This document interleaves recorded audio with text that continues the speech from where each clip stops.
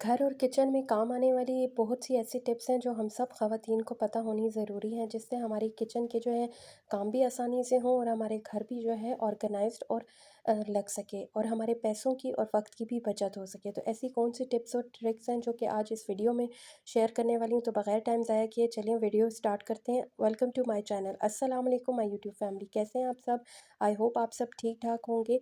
आज की मेरी पहली टिप ग्लासेस के हवाले से, ये मैंने सन ग्लासेस यूज़ किए हैं क्योंकि मेरे पास नॉर्मल जो आईसाइट की ग्लासेस होती हैं वो नहीं थी और आपसे टिप शेयर करना भी ज़रूरी थी, तो इसलिए मैंने सोचा कि मैं आपको इसके हवाले से ही बता दूं। अक्सर आपने देखा होगा जिन बच्चों की या बड़ों की आईसाइट वीक होती है, तो जब भी वो ज़्यादा देर तक ग्लासेस को पहनते हैं तो उनका नाक का एरिया पे काफ़ी निशान पड़ जाते हैं और वो काफ़ी हद तक जो है उनको इरिटेट भी करती है। ग्लासेस, कुछ ग्लासेस होती हैं ज़्यादा टाइम लगाने से उनको तकलीफ़ का सामना करना पड़ता है, तो आपने आज के बाद इस तकलीफ़ को नहीं फेस करेंगे। आपने सिंपल घर में पड़े हुए पाउडर को यूज़ करना है, जो कि हम कोई भी फ्रेगनेंस वाला जो पाउडर होता है, ठीक है, टेल्कम पाउडर, वो हम यूज़ करेंगे और उसको इस तरह से ये जो एरिया है जहाँ पे मैं लगा रही हूँ पाउडर, आपने वहाँ पे लगा देना है। इसको थोड़ी देर लगाने के बाद आप जब भी पहनेंगे, आप यकीन मानिए आपको कभी ना तकलीफ़ होगी, ना दर्द होगा और ना ही जो है ये निशान बनाएंगे। तो यकीनन ये टिप पसंद आई हो तो ज़रूर बताइएगा।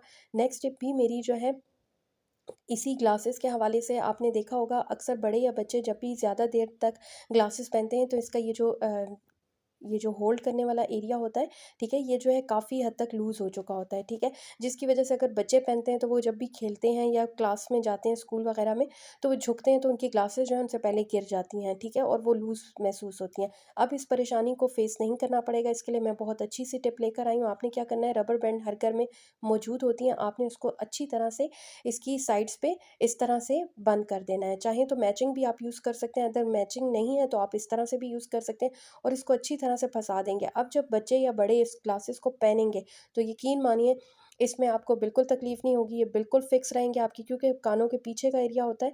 तो यकीनन ये टिप पसंद आई हो तो ज़रूर बताइए। नेक्स्ट टिप मेरी चाय के हवाले से, चाय की पत्ती ओरिजिनल आप यूज़ करें या फ़ेक यूज़ करें, या फिर ये जो है आपको नुकसानदेह तो नहीं है आपकी सेहत के लिए, अगर आप जो है फ़ेक यूज़ करें। तो इसके लिए आपका तरीका ये होना चाहिए इसको चेक करने का, कि आपने एक पानी, नॉर्मल पानी, रूम टेम्परेचर का पानी लेना है, उसमें ये 1 चाय का चम्मच पत्ती का शामिल करके 10 से 15 मिनट के लिए रख देना है।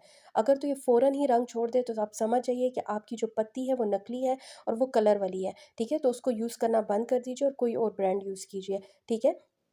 और अगर जो है ये 10-15 मिनट बाद भी नॉर्मल सा ही कलर छोड़ती है, जैसे कि अभी मैं आपको बताऊँगी, ठीक है? तो आप उस पत्ती को यूज़ कर सकते हैं। अब यहाँ पे नीचे मैट पड़ा हुआ है तो इसलिए आपको इसका कलर एग्ज़ैक्टली नहीं शो हो रहा होगा, तो मैं ये मैट को हटा के आपको बताती हूँ, ताकि आपको कलर जो है ईज़िली शो हो सके कि इसका एग्ज़ैक्ट कलर क्या है। अब ये देखिए, यहाँ पे ये जो है, ये देखिए बिल्कुल नॉर्मल सा है, ये 10 से 15 मिनट भी इसको गुज़र रहे हैं, ठीक है? लेकिन उसके बावजूद जो है ये इसका कलर चेंज नहीं हुआ। अब मैं इसको मिक्स करके भी आपको बताती हूँ, ये नॉर्मल सा कलर है, बहुत ज़्यादा रेड नहीं है, ये पत्ती का अपना कलर है, ठीक है? तो यानी आपकी ये पत्ती सही है। आप इसके अलावा अगर कोई और ब्रांड यूज़ करना चाहें, तो वो आपकी अपनी चॉइस है, ठीक है? इसके अलावा दूसरा तरीका भी मैं आपसे इसी पत्ती को चेक करने के हवाले से आपको बताऊँगी।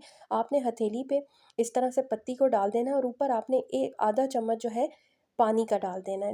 नॉर्मल रूम टेम्परेचर का ही होना चाहिए पानी, और उसको इस तरह से मसल देना है। अगर फ़ौरी तौर पे रेड कलर का रंग निकल आता है तो समझ जाइए वो कलर वाली पत्ती है। तो यकीनन मेरी ये दोनों टिप्स आपको पसंद आई होंगी, जिससे जो है आप आसानी से पत्ती को चेक कर सकते हैं और अपनी सेहत को और अपने पैसों का ज़िया होने से बचा सकते हैं।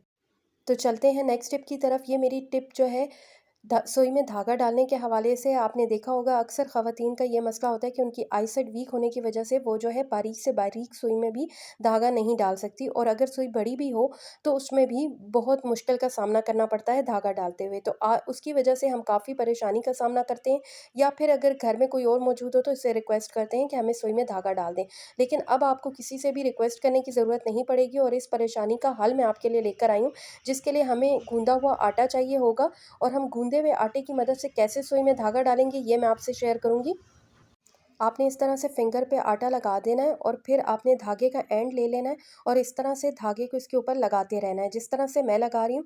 इससे ये होगा कि आपका जो धागा होगा वो काफ़ी स्ट्रेट हो जाएगा, और बिल्कुल स्ट्रेट होने की वजह से ये बासानी जो है सुई में दाखिल हो सकेगा। ये देख सकते हैं आप। इसके लिए आपको धागे को खुश्क करने की भी ज़रूरत नहीं है, बल्कि आप फ़ौरन ही इसको जो है, जैसे ही आपने आटा लगाया, जैसे ये स्ट्रेट हुआ, आपने फ़ौरन जो है सुई में डाल देना है इसको। जैसे कि मैं दिखा रही हूँ आपको, ये देखिए कितनी बारीक सुई है, इसकी जो होल है वो काफ़ी बारीक है। आपने दूसरे एंड से पकड़ते हुए इसको बआसानी निकाल लेना है, जैसे कि मैंने निकाला है।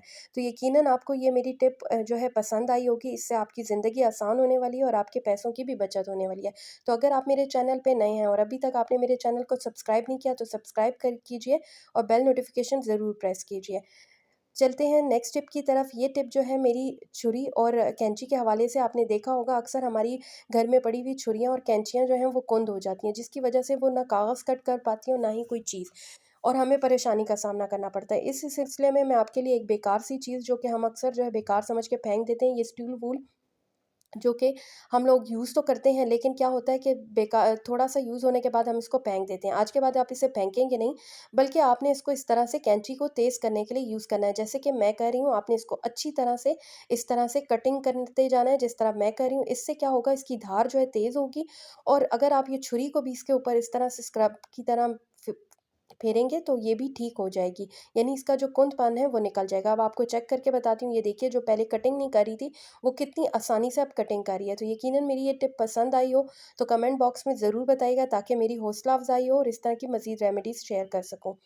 नेक्स्ट टिप मेरी सॉक्स के हवाले से है। जैसे कि अक्सर आपने देखा है गर्मियाँ आ चुकी हैं, तो बच्चे या बड़े जब भी सॉक्स पहनते हैं और शूज़ पहनते हैं स्कूल जाते हुए, तो उनका क्या होता है कि उसमें स्मेल आने लगती है वापसी पे, और उससे जो है काफ़ी परेशानी का बच्चों को भी सामना करना पड़ता है और बड़ों को भी, और ऐसी सूरत हाल से गुजरना पड़ता है कि पाँव में स्वेटिंग भी होती है। तो अब आप इस परेशानी का हल मैं आपके लिए लेकर आई हूँ, जिससे आपकी पाँव में पसीने अगर आएँगे भी तो स्मेल नहीं आएगी। उसके लिए आपने क्या करना है, सिंपल आपने सॉक्स को जो है इस तरह से पहले फ़ौरन से नहीं पहनना, बल्कि आपने टैल्कम पाउडर को अपने पाँव पे इस तरह से अच्छी तरह से लगा देना है और फिर इसको मल देना है, ठीक है? आप चाहें तो पाँव की तलियों पे भी इस तरह से लगा सकते हैं और ऊपर के एरिया पे भी लगा सकते हैं। अब इसके बाद आप सॉक्स पहनिए, और आप यकीन मानिए, आप 3 घंटे, 4 घंटे या जितनी देर भी सुबह से दोपहर तक जब आप स्कूल में रहें या ऑफ़िस में रहें, आपके पाँव से स्मेल नहीं आएगी और ना ही स्वेटिंग होगी।